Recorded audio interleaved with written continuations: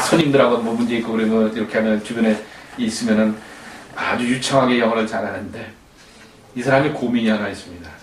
목사님, 저는 영어로 기도하라고 하면 기도를 못하겠어요. 그래요.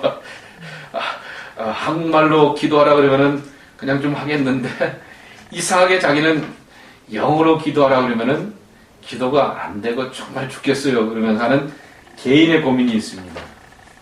무슨 얘기냐면은 그렇게 말 잘하는 사람이, 영어 잘하는 사람이 그 말 그대로 옮기면 되는 거 아니에요. 그런데도 불구하고 거기에는 기도가 어떻습니까? 거기에는 뭐 나름대로의 내용들이 있지 않습니까? 하나님 아버지 이렇게 하는 말과 자비로우신 하나님 아버지라고 하는 표현하고 있잖아요 라고 하는 말보다는 우리를 긍휼히 베푸시옵소서 도소서라고 하는 그러한 표현들, 그것이 바로 어느 날 갑자기 우리 이호남 장로님이 이제 오랜 신앙생활 하셨으니까 어느 날 갑자기 이호남 장로님이 이런 기도문을 만드신 게 아니에요. 누가 만들었어요? 그 후에 선배들이 했을 거예요. 우리 권사님 아버지는 감독님이셨으니까 그 감독님의 선배들이 또 선배들이 더 선배들이 그런 기도문을 만들고 또 신앙의 양식들을 만들고 그런 틀을 만들어 왔다라고 하는 것이죠. 예배는 어떤 형식 일정한 틀이 필요하다라고 하는 것이죠. 예를 들면 지금 저희가 이렇게 6명이 앉아 있어요. 예, 우리 오늘 불꽃교회에서 예배 드리려고 모였습니다 하는데 목사님, 저는 기도가 땡깁니다. 기도하고 싶습니다 하면서 열심히 막 방언을 다다다다 하면서 기도해요. 그랬더니 앞에 있는 박원숙 집사님이 저는 피아노가 막 땡겨요 그러면서 그 시간에 막 피아노예요. 무슨 소리야, 좀 시끄럽네. 난 말씀에 집중해야 되는데 하면서 서정매 집사님이 성경을 이렇게 보고 있어요. 이거는 예배 한 사람 한 사람은 다 경건한 사람이고 갈급해하는 사람이고 사모하는 사람이지만은 그것이 예배하는 자의 모습이라 말할 수가 없는 것이죠. 하나의 틀과 형식을 통하여서 이 시간에는 기도로, 이 시간에는 찬양으로, 이 시간에는 말씀으로 하면서 그 모든 것들을 모으는 공통의 틀이 필요하다라고 하는 것이죠. 그런데 이 틀이 있어서 중요한 것은 여기 구약에 나오는 예배라고 하는 것은 여기 말에도 표현이 되어 있는 것처럼 본질적 형식이라고 하는 것이죠. 본질적으로는 하나님을 예배하는 것이에요. 하나님을 만나는 것이에요. 나를 죽이고 나를 희생하면서 하나님을 경험하는 것이에요. 그것이 바로 예배죠. 그런데 그러기 위해서는 거쳐야 되는 과정들이 어마어마하게 많고 철두철미해야 하는 것이죠. 그래서 본질적으로는 하나님 앞에 예배하지만은 그 형식이 철저하다라고 하는 것이죠. 그런데 신약에 있어서 예배 형식을 보게 되면은 유대인들이 바라보게 되었을 때 영 아닌 거죠.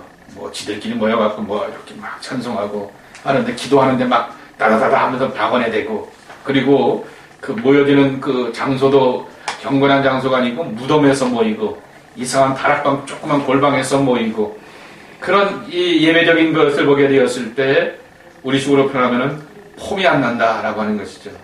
뻔때가 안 난다라고 이렇게 말할 수가 있는 것이죠. 근데 그럼에도 불구하고 카타곰 지하 무덤에서 모이고 다락방에 모임에도 불구하고 성령이 역사하셨고 거기서 은혜 받는 사람들이 있었고 교회는 날마다 커지고 부흥하는 그것은 바로 거기에 하나님이 계셨고 성령님이 역사하시고 응답하시기 때문에 그런 경험을 하게 되었던 것이죠.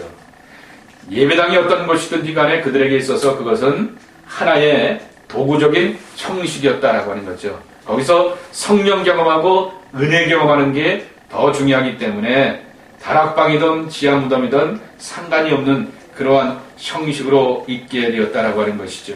그래서 이 두 정신을 우리가 같이 배워야 한다라고 하는 것이죠. 형식을 통하여서는 신앙의 모든 절차와 경험들과 의미를 배우게 되고 그 형식을 통하여서 중요한 것은 바로 하나님 만나는 것, 성령 경험하는 것, 은혜 받는 것, 그것이 바로 중요하다라고 하는 것이죠. 그래서 교회 안에 예배와 예식이 있는 이유는 그 밑에 설명이 되어 있는 것처럼 질서와 일치, 통일성을 위해서 필요하다라고 하는 것이죠. 또 하나, 현재 우리가 드려지는 예배와 예식은 역사적인 뿌리와 전통 가운데서 세워진 것이다 라고 하는 것이죠. 신약성서 2000년만 보면 아니 된다라고 하는 것이죠. 구약성경에 나오는 이 출애굽기서부터 나오는 그 의식과 전통 가운데서 쭉 이어지게 되었다라고 하는 것이죠. 그래서 한국에 가면은 어느 목사님이 그 성막 세미나 그렇게 잘하십니까? 장로님. 강문호 목사님 이렇게 저 곤지암에다가 성막 그 모형을 이렇게 세워놓고 목사님들을 4박 5일 동안 그냥 해놓고는 아침 9시서부터 저녁 9시까지 매일 강의를 합니다. 하면서 이제 집중 강의를 하게 되죠. 그러면서 성막의 의미를 신약의 교회와 예수님과 이어져서 오늘날 우리 시대 가운데 이렇게 적용하는 것을 보게 됩니다. 그러니까 아니 신약 구약이 뭐 쓸모없다라고 하면 그 양반의 그 교훈이나 그런 것들이 의미가 없겠죠. 그러나 목사님들이 굳이 자원하여서 거기 가서 은혜 받고 그 또 이렇게 거기서 경험을 찾는 것은 그 뿌리가 연속선상 가운데 있다라고 하는 것이죠. 그리고 여기에 예전은 어느 날 갑자기 생긴 게 아니라고 하는 것이죠. 사도신경은 또 왜 고백하고 또 뭐 교회 안에 뭐 이런 순서들은 왜 있냐라고 말하게 되었을 때 거기에는 깊은 뿌리가 있다라고 하는 것이죠. 예를 들면 아까 우리 이충민 전사님이 찬양을 인도하는데 청년 가운데 누구는 찬송가로 부르는 찬양을 되게 싫어한다고 얘기하지만은 그러나 그 찬양이 어느 날 갑자기 나온 찬양이 아니라고 하는 것이죠. 검진된 찬양 아닙니까? 나도 은혜 받고 그 찬송문에서 은혜 받고 저도 불러서 은혜 받고 그 아무개도 불러서 은혜 받았기에 그 곡이 좋고 생명이 있기에 많은 사람들이 부르는 찬송으로 남게 되었다라고 하는 것이죠. 이와 같이 이 신앙 고백과 예식은 뿌리 가운데 세워진 것이다 라고 하는 것이죠. 그리고 중요한 것은 교회는 여기 말해도 있는 것처럼 공예로 구성되어 있기 때문이다 라고 하는 것이죠. 교회는 바로 공동의 사람들, 예수 믿는 사람들 너와 나 그래서 우리가 되어서 함께 모여지는 곳에 있기 때문에 우리가 함께 한마음으로 예비할 수 있는 예식과 절차를 따라서 예전을 만들어 놓았고 예배 순서들을 만들어 놓았기 때문에 그 의미를 인정해야 한다라고 하는 것이죠. 다만 오늘의 입장에서 또 젊은 사람들의 입장에서 또 이민교회면 이민교회 자리와 입장에서 거기서 의미 있는 그러한 시간들과 순서들을 하나씩 찾아간다라고 하는 것이 중요합니다. 제가 여기에 하나 이렇게 질문을 한번 던져보도록 하겠습니다. 여기 보면은 복습에 보면 이런 말이 있어요. 당신이 드리는 예배가 참 예배가 되기 위해서 또는 예배의 참 정신이 예전을 통하여 살아나기 위해서는 개인적으로 어떤 노력을 해야 할까요? 교회적으로 말고요. 개인적으로. 내가 와서 오늘 예배에서 은혜 받으려고 하면, 다른 말로 표현하면 진정한 예배가 되려고 하면 내가 개인적으로 어떤 노력을 해야 될까요? 한 번씩 한번 이렇게 쉬어하고 마치도록 하겠습니다. 오늘의 숙제입니다. 쫓아가서 죄를 회개해야 되죠. 네, 회개한다. 해야지 가벼운 마음과 자유한 마음으로 예배한다. 공부하니까 힘들어하시는 우리 선영민 집사님. 그래서 가난한 심령. 간절한 마음이 있어야겠지. 간절한 마음을. 아시는 것처럼 교회를 오래 다니면 오래 다닐수록 목사님들이 예배에서 은혜 잘 못 받고요. 장로님들이 그 예배에서 은혜를 잘 못 받아요. 지난번에 여기 이제 이 교회에 이제 새 목사님이 와서 서원을 받았지 않습니까? 제가 영어를 완벽하게 알아듣는 것이 아닌데도 불구하고 새 목사가 왔으니까 나름대로 그 양반 얼마나 준비를 많이 했겠어요. 여기에서 교인들한테 이제 선보는 자리니까. 근데 저는 은혜 받는 자리로 이렇게 하는 게 아니라 제가 뭐가 되냐면 심사위원이 되더라고요. 그래서 저 사람이 누가 나한테 물어본다고 하면은 내가 6가지는 찍어갖고 얘기해 줄 것이 있겠다라고 이렇게 막 떠오르더라고요. 그러면 생각해 보세요. 그러면 제가 거기서 과연 은혜를 받았다고 생각하세요? 6가지를 갖고 그 자리에서, 그 즉석에서 목사님의 설교를 이제 나름대로 난도질 해놨는데, 제 머릿속에. 뭐 더 이렇게 끄집어내면 끄집어낼 수 있을 정도로. 그런 마음이 된다라고 하면은 거기에는 은혜가 없는 거죠. 그러니까, 아까 뭐 다 같은 내용이지만 저 입장에서 보게 되었을 때, 회개한다, 뭐라고 그랬죠, 집사님? 그렇게 가난한 그런 가난한 심령. 예. 저희들에게 필요한 게 바로 그런 마음이 아닐까라고 합니다.